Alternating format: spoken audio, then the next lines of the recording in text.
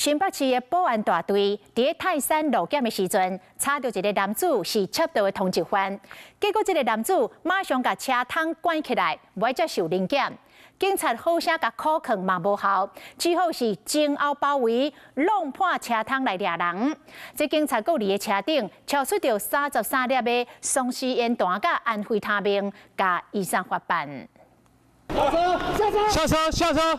民警也请命令驾驶落车。你开窗户拉下来啦！开窗户，大家好好讲。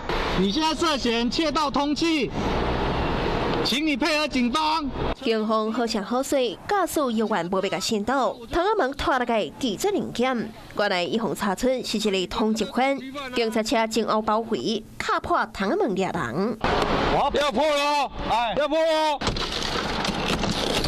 杨警棍卡破窗仔门，查甫人互警方拖落车，当场封口起来。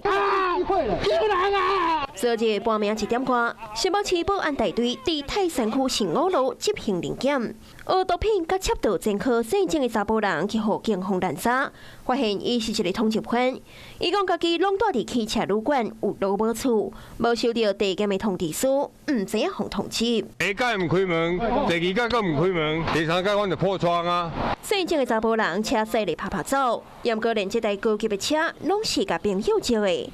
警方搁伫车顶查出着大量的毒品。经破窗后，并附带搜索于车内查获丧尸烟弹33颗及安非他命1包，全案依毒品危害防治条例及窃盗通缉移请侦办。要配合警方，标准窗仔门拖落个吉扣扣都无伊代志。